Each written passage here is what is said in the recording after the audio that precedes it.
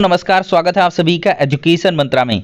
दोस्तों, BEd versus BTC की जुड़ी हुई सारी अपडेट्स आपको इस चैनल के माध्यम से निष्पक्ष और साथ ही साथ प्रभावी ढंग से, जिसमें कह लें कि किसी भी प्रकार का मिलावट नहीं होता है, आप तक पहुंचाई जाती हैं।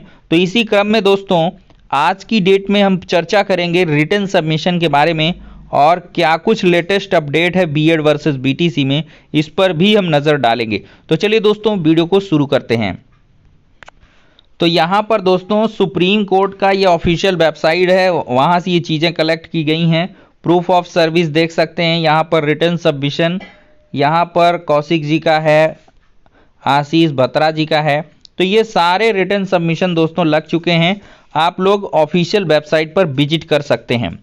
दोस्तों देखा जाए तो इन रिटन सबमिशन में एमएचआरडी का भी रिटन सबमिशन लग चुका है, एनसीटीई का भी रिटन सबमिशन लग चुका है, बीएसटीसी का भी लगा है, बीटीसी वालों का भी लगा है, बीएड वालों का भी लगा है। तो सारे जो रिटन सबमिशन है दोस्तों, वो 1 बाय 1 इस ऑर्डर पर आपको दिखाई पड़ जाएंगे। मतलब ऑर्डर क्या कह लें, देवेश शर्मा वाली जो एसएलपी है इसमें दिख जाएगा। दोस्तों ये जो पन्ने हैं ये सोशल मीडिया प्लेटफॉर्म से निकल के आए हैं। यहाँ पर देख सकते हैं इस ढंग से जो रिटन सबमिशन है वो दिए गए हैं। हालांकि एक पेज ही यहाँ पर वायरल हुआ है। इस प्रकार से ये सब चीज़ें जो है कुछ कॉन्फिडेंशियल चीज़ें हटाई गई हैं, छुपा दी गई हैं। तो दोस्तों ये सारे रिटन सबमिशन जा चुके हैं। अब बात की जाए तो क्या किसी को रिटन सबमिशन के बारे में पता है, तो दोस्तों निष्पक्ष ढंग से बताएं तो रिटन सबमिशन के बारे में किसी को भी कुछ भी नहीं पता है, क्योंकि जो भी रिटन सबमिशन होता है वो बड़े ही कॉन्फिडेंशियल तरीके से माननीय सुप्रीम कोर्ट में जमा किया जाता है, या कोर्ट में, किसी भी कोर्ट में, हाई कोर्ट हो या सुप्रीम कोर्ट हो। जो रिटन सबमिशन होता है वो आपके तथ्य होते हैं। फाइनली आप इस केस के रिलेशन में क्या कुछ एडिशनल कहना चाहते हैं जो आप सुनवाई के दरमियान नहीं कह पाए हैं, तो वो चीज़ें रिटन सबमिशन में दी जाती हैं। ठीक है दोस्तों, और बाकी कोई चीज़ अगर आपको फिर से मिल गई है तो आप उसको भी एट लास्ट रिटन सबमिशन की डेट के पहले सबमिट कर सकते हो। अब जैसे दोस्तों ये मामला विशेष शिक्षा में डिप्लोमाधारी याचिकाकर्ताओं को तृतीय श्रेणी शिक्षक भर्ती के लेवल 2 में शामिल करने का आदेश। तो ये जस्टिस दिनेश मेहता ने विशेष श्रेणी की तृतीय श्रेणी शिक्षक भर्ती 2022 लेवल 2 में याचिकाकर्ताओं को भर्ती में शामिल करने का आदेश दिया। तो इस पर दोस्तों देखा जाए तो लेवल 1 के लिए भर्ती के विज्ञापन में कर्मचारी चयन बोर्ड ने उक्त पात्रताधारी अभ्यर्थियों को विशेष शिक्षक के लेवल 1 के लिए पात्र माना था और लेवल 2 के लिए इन्हें आवेदन का अवसर नहीं दिया गया था। तो याचिकाकर्ताओं की ओर से एडवोकेट सुशील बिश्नोई ने बताया कि विशेष शिक्षा के संबंध में भारतीय पुनर्वास परिषद सर्वोच्च नियामक संस्था है और विशेष शिक्षा के अध्यापकों के मामले में उक्त संस्था द्वारा तय की गई पात्रता को स्वीकार करना बाध्यकारी है, ना कि एनसीटी द्वारा। हाईकोर्ट ने कर्मचारी चयन बोर्ड जयपुर, आरसीआई, एनसीटी व राजस्थान सरकार को नोटिस जारी करने के साथ ही 25 जनवरी तक याचिकाकर्ताओं के ऑनलाइन या ऑफलाइन आवेदन स्वीकार कर इन्हें मुख्य परीक्षा के प्रवेश पत्र जारी करने का आदेश दिया है। तो दोस्तों इन सारी चीज़ों को भी सुप्रीम कोर्ट के रिटन सबमिशन में रख दिया गया है। तो यहाँ पर दोस्तों 18 जनवरी का ये आदेश है, इसको भी रिटन सबमिशन में बीएड के जो कैंडिडेट्स हैं उन्होंने लगाया हुआ है। तो ये हो जाता है दोस्तों रिटन सबमिशन। अब दोस्तों आपके मन में सवाल होगा कि एनसीटी, एमएचआरडी जैसी संस्थाओं ने क्या कुछ रिटन सबमिशन में दिया है। तो दोस्तों एक बात तो यहाँ से कंफर्म है कि एनसीटी अपने आप को बचाएगी और साथ ही साथ एमएचआरडी भी अपने को बचाएंगे, और ये दोनों बीएड के समर्थन में पहले से ही हैं। तो इन श्योर ये कहा जा सकता है कि बीएड के पक्ष में ही एनसीटी और एमएचआरडी के रिटन सबमिशन गए हैं। दोस्तों रिटन सबमिशन में क्या है एनसीटी और एमएचआरडी की, ये किसी को नहीं पता है, लेकिन एक पूर्वाग्रह से ग्रसित होकर हम कह सकते हैं कि ये बीएड के पक्ष में रिटन सबमिशन है और इनमें ज़्यादातर देखा जाए तो बीएड का बचाव किया गया है। और एनसीटी ने जिस प्रकार से अपनी पैरवी में कहा है कि हमने कुल मिला के अपनी पावर्स के अकॉर्डिंग किया है और हमने पब्लिक इंटरेस्ट पे किया हुआ है, हम पूरे देश को लेकर चल रहे हैं, ना कि राजस्थान को लेकर चल रहे हैं। एमएचआरडी भी इसी प्रकार से रिटन सबमिशन में कहती है। लेकिन पूरे देश का आकलन किए बिना आपने कैसे रूल बना दिया, ये एक सबसे बड़ा मुद्दा है और इस पर जो फैसले हैं वो कुछ भी हो सकते हैं।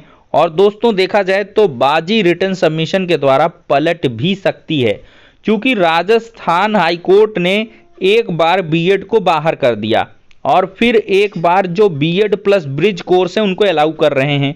और एनसीटी भी तो यही कह रही है कि भाई हम कैंडिडेट बीएड के जो हैं उनको लेंगे, लेकिन उनको 2 साल के भीतर ब्रिज कोर्स करना अनिवार्य है।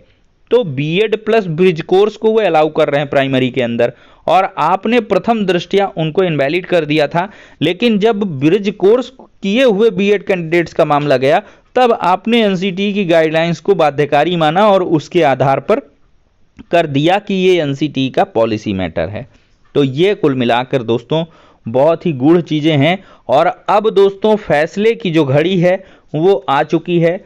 आपको सब्र का फल मिलेगा और मुझे जहाँ तक लगता है कि माननीय सुप्रीम कोर्ट से एक ऐसा यूनिक जजमेंट आएगा जो दोनों की प्यास बुझाएगा, चाहे वो बीएड के कैंडिडेट्स हो चाहे बीएसटीसी या बीटीसी वाले। देखा जाए तो एक यूनिक जजमेंट एक ऐसा भी आ सकता है कि 2018 की जो गाइडलाइन है इसको बार बार मानी सुप्रीम कोर्ट में कोट किया गया और इसके बाद से कहा गया कि बहुत सारे राज्यों ने भाई जब ये गजट में आ गया तो इसको मान लिया गया।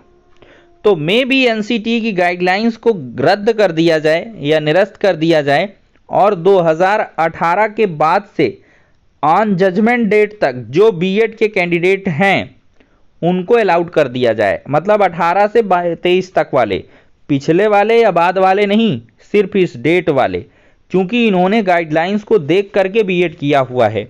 ऐसे भी रिटर्न सबमिशन में तथ्य देखने के लिए मिले हैं। तो ये भी एक आदेश आ सकता है, इसकी भी संभावनाएं हैं। इससे बीएड भी जीत जाएगा, बीएसटीसी भी जीत जाएगा, दोनों जीते रहेंगे। और दोस्तों देखा जाए तो एनसीटी को अपनी गाइडलाइंस को रेक्टिफाई करना पड़ेगा। ऐसे भी आदेश आ सकते हैं कि आपने परिस्थितियों का आकलन किए बिना ऐसा किया है तो ऐसा हो सकता है। या बाकी अगर पूरे देश के परिदृश्य में देखा जाए तो राजस्थान जैसी परिस्थितियां अन्य भी स्टेट में दिखाई गई हैं, तो ऐसी कंडीशन में बीएड को बाहर भी किया जा सकता है, ये भी आदेश आ सकते हैं।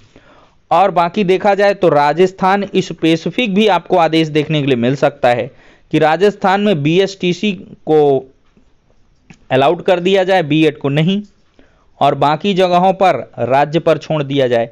क्योंकि राजस्थान की सरकार नहीं चाहती है बीएड कैंडिडेट्स को लेना, बाकी अन्य स्टेट की गवर्नमेंट हैं बहुत चाहती हैं लेना, बहुत नहीं चाहती हैं लेना। तो केंद्र वर्सेस राज्य का जो कॉन्फ्लिक्ट है उसको सुप्रीम कोर्ट के द्वारा दूर कर दिया जाए, क्योंकि इसमें ज़्यादातर पार्टिसिपेशन जो है वो राज्य सरकारों का है। राज्य सरकारें ही उनके वेतन सब कुछ की व्यवस्थाएं करती हैं, केंद्र का अंशदान भी उसमें खैर रहता है, लेकिन केंद्र राज्य में समवर्ती सूची का विषय है और ऐसे में विवाद का विषय है, केंद्र की मानी जाती है।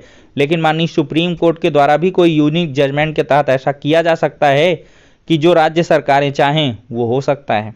तो ऐसे भी आदेश आ सकते हैं, इसमें बीएड भी जीत जाएगा, बीटीसी भी जीत जाएगा। खैर देखते हैं क्या कुछ आदेश आएगा, लेकिन फाइनली आप राहत की सांस ले सकते हो। सबके सब रिटर्न सबमिशन जा चुके हैं, सभी ने कायदे के रिटर्न सबमिशन लगाए हैं और माननीय सुप्रीम कोर्ट के जजेस के द्वारा इस पर जो अध्ययन है वो किया जाना स्टार्ट हो गया होगा, ऐसी उम्मीद है। और आपका जो दोस्तों जजमेंट है ये 10 फरवरी से 20 फरवरी के बीच उम्मीद है देखने के लिए मिल सकता है। लेकिन जो इसकी एग्जैक्ट इन्फॉर्मेशन है या एग्जैक्ट जो हवा है वो हम आपको बाद के वीडियोज़ में बताते रहेंगे।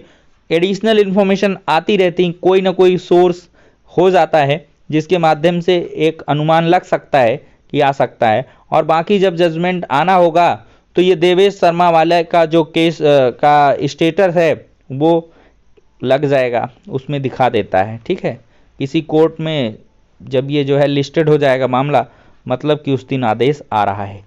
ठीक है दोस्तों, तो फिलहाल के लिए ये हो गया आज का वीडियो। पसंद आया है तो लाइक एंड शेयर करें। नेक्स्ट वीडियो में मिलते हैं।